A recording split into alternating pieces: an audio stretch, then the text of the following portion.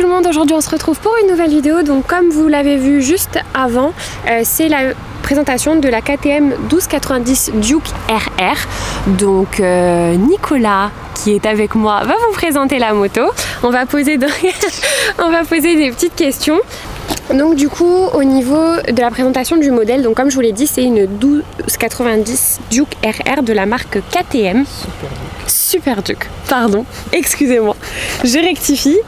Du coup je te laisse nous la présenter au niveau de savoir combien elle a de chevaux, le poids. Et puis la cylindrée du coup c'est un 1290, on est d'accord avec ça? 1301. Ah, 1301, tu vois, je suis pas très bien renseignée. Donc 1301, et du coup le nombre de chevaux? 180 chevaux. 180 chevaux. Pour 180 kg à sec. Donc ça pousse. Ça tire bien, ouais. Au niveau des équipements, donc du coup pourquoi tu as pris celle-ci et pas une 1290 normale? Qu'est-ce qu'il y a dessus en plus? Parce que je vois qu'il y a du carbone un peu partout. Exactement, c'est une édition limitée à 500 exemplaires dans le monde. Waouh!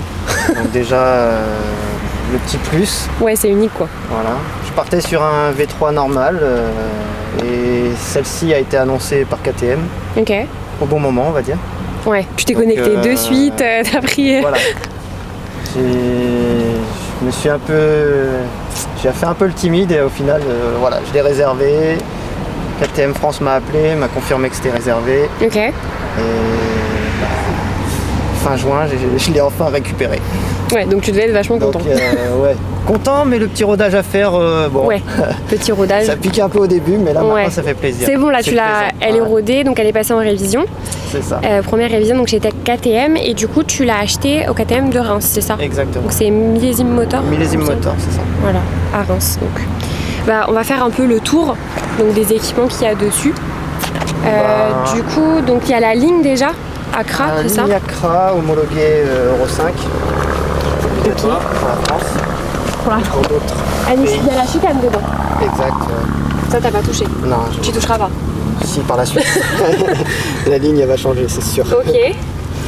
Après, vous avez pu voir aussi. Support de plaque avec feu adaptatif et la coque arrière, c'est une monocoque entièrement en fibre de carbone. D'accord. Pour alléger un maximum le poids, avec batterie en lithium qui est juste en dessous, cachée bien sûr. Batterie lithium, c'est pas d'origine, tu l'as fait changer? Si, c'est d'origine. D'origine avec la RR. D'accord. C'est pas d'origine avec la V3 normale. Ok.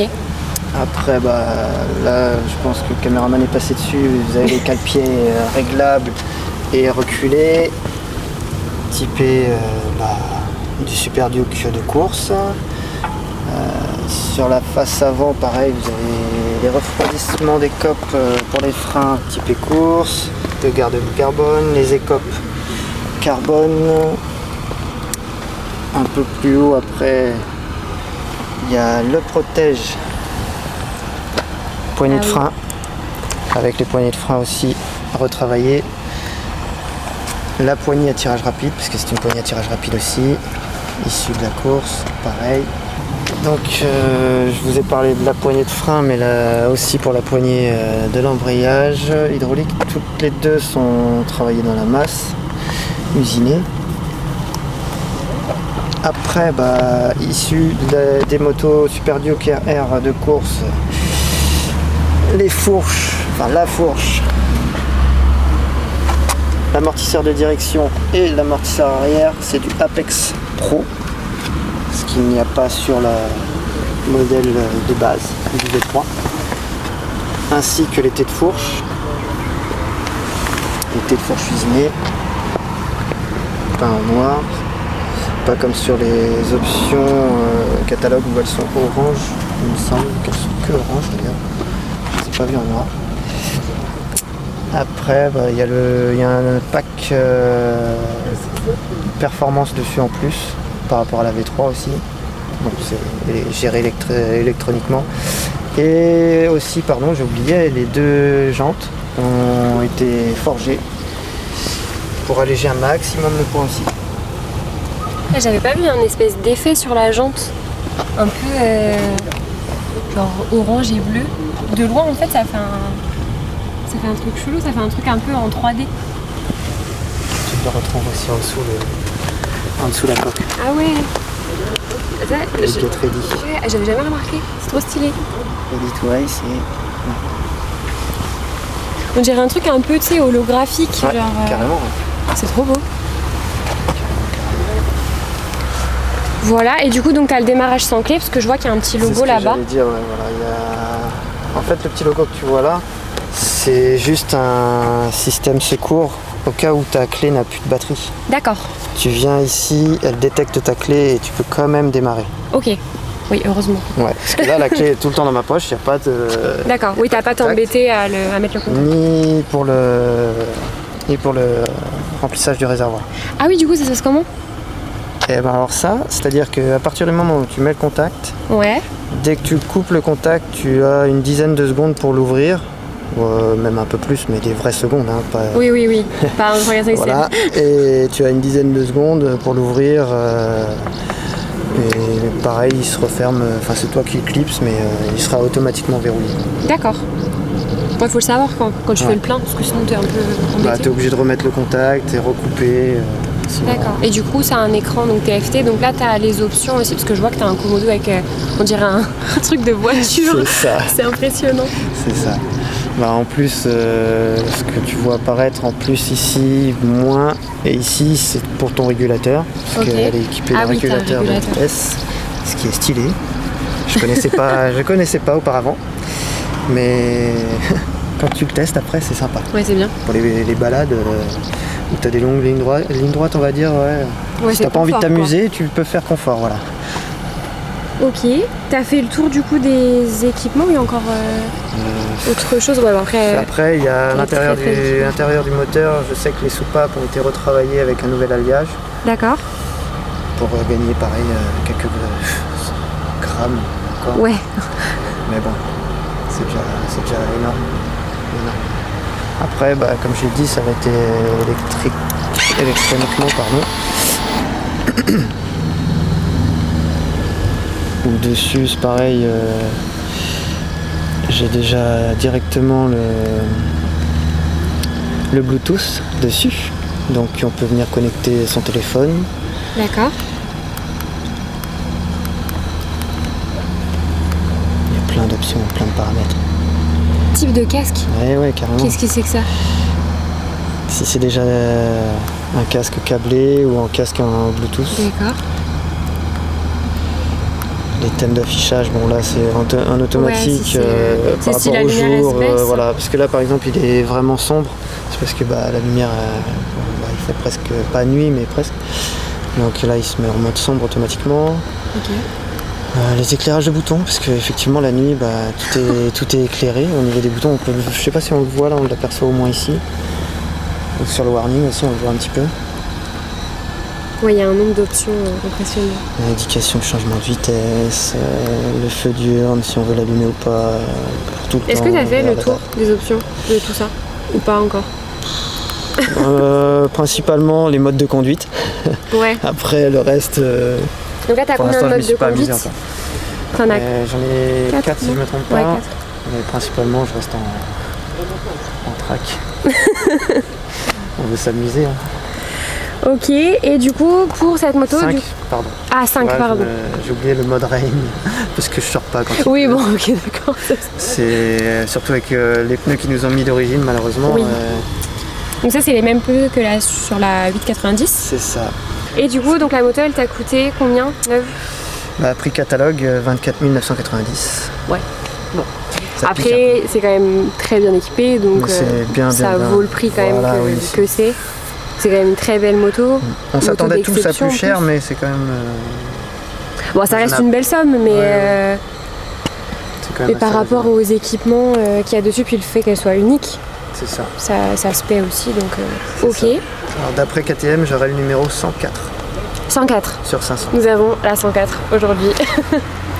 104, ok. Après, d'après les réseaux sociaux pour l'instant, j'en ai pas vu en Ile-de-France à part celle-ci.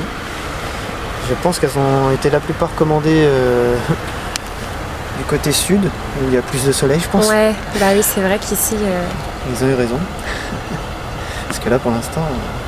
Et du coup, donc là, ça fait combien de temps que tu as le permis moto? Pour ma tête de jeune, ça fait 14 ans. Ok, donc t'as eu ton permis à 18 ans. Quasiment. À 20 ans. Bon, 20 ans, ok. Bon, vous faites le calcul, vous avez compris. Ça a donné mon âge, merci. Pourquoi t'as choisi un roadster plutôt que... Je sais qu'il y a des gens qui préfèrent les sportives. J'ai toujours eu que des roadsters. Ouais, ça a toujours été que ça. Depuis que j'ai le permis, j'ai toujours eu que des roadsters. T'as quand même déjà conduit des sportives ou même jamais? J'en ai testé une. Ouais, ça t'a pas... Mais la position de conduite couchée, c'est bien, mais alors... Je sais pas, je me sens moins à l'aise. Je me sens mieux sur un roadster. D'accord. Et du coup, donc tu m'as dit qu'avant tu avais un Z1000. Il était de quelle année du coup que tu avais? 2004. Ouais, donc sacré changement quand même. On passe d'une moto quand même qui était assez ancienne à un truc où il y a des options de partout. Il n'y avait pas d'ABS, il n'y avait rien. Il n'y avait rien électroniquement, donc elle est suréquipée. Ça me change carrément. Ça me change pour un mais bien. t'es content du... Ah, de fou. Ouais, voilà, t'es content du changement. De fou. Voilà. Et du coup, t'as des modifications là que tu vas faire sur la moto ou tu la laisses comme ça? Non, il y a des modifs de prévus. Bon, après, c'est esthétique. Ouais. J'en ai juste mis une que j'ai pas citée, c'est un protège radiateur parce que les radiateurs sont très sensibles. D'accord. Les impacts de cailloux, ils aiment pas trop ça. Bon, après, la plupart des motos, bien sûr. Mais ils aiment pas trop ça, donc j'ai mis ça. Après, il va y avoir un crash bar. Donc au cas où que la moto glisse un de ces jours, j'espère pas.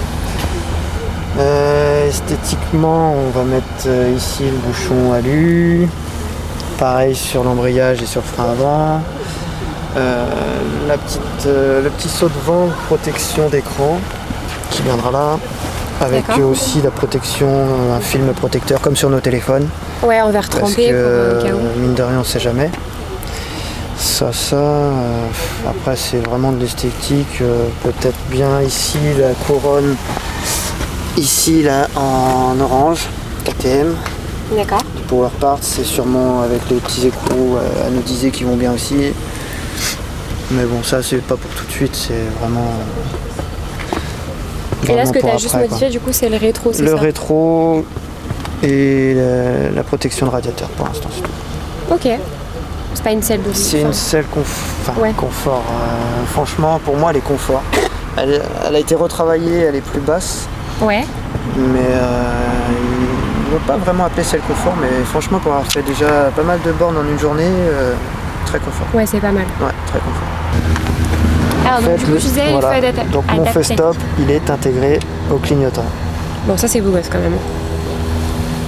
Et les clignotants. Ouais. C'est fuyant. C'est super beau gosse quand même. Du coup pour la ligne, donc là il y a la chicane. Et c'est la ligne complète ou c'est juste le silencieux? De chez Accra, ouais. Je pense qu'ils ont juste fait la partie silencieux parce que c'est un accord qu'ils ont entre Accra et KTM depuis un moment. Pour vous faire écouter.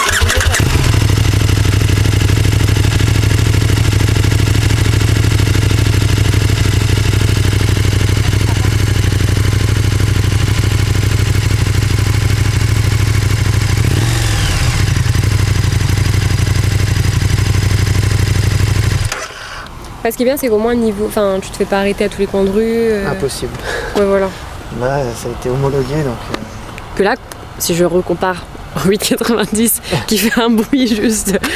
Pas possible. C'est abusé. Donc je te remercie en tout cas, Nicolas, d'avoir fait le déplacement, de nous avoir présenté donc ta très belle moto. J'espère que ça vous aura plu. Si vous avez des questions, n'hésitez pas à les poser en commentaire ou sinon vous me contactez directement sur mon Instagram que je vous mettrai juste en dessous. Vous m'envoyez un message privé, je réponds à absolument tout le monde. Donc si vous avez des questions sur la moto, je les transférerai à Nico. Je vais mettre aussi l'Insta de Nico. Si vous avez des questions à lui poser, vous le posez directement. Pour vous expliquer un petit peu le contenu qu'on va faire, on va essayer de faire ça pendant quelques vidéos. Si jamais vous voulez venir présenter votre moto sur la chaîne, donc on est ouvert à ça. Donc là Nico, pour vous expliquer, c'est un ami à nous. Là il y a déjà un abonné du coup qui nous a contacté via Instagram pour qu'on puisse présenter sa moto. Donc si vous êtes intéressé par le concept, n'hésitez pas à m'envoyer un message privé avec des photos de votre moto et puis on verra pour se rejoindre pour faire une présentation. En plus du coup on a vu là pour pour le concept, ce qu'on peut vous proposer, c'est de faire du coup une vidéo de présentation, donc comme ce que vous avez vu en début de vidéo. Donc si vous n'avez pas vu, il faut revenir au tout début de la vidéo. Donc c'est une petite vidéo de présentation avec des beaux plans de montage, de la musique, etc., des belles transitions. Donc quand vous venez, on vous fera une vidéo de ça. On fera aussi un petit shooting photo, voilà, de quelques photos dans un lieu pas trop loin du lieu de tournage, avec vous sur la moto, enfin peu importe, après on verra ça ensemble. Et du coup la vidéo qu'on vient de faire avec Nico là, donc de présentation complète de la moto avec les équipements, etc. etc. Donc voilà, donc si ça vous intéresse, n'hésitez pas à me contacter sur Instagram. Je vous souhaite une très bonne journée, une très bonne soirée, je vous dis à très bientôt sur la chaîne, ciao ciao.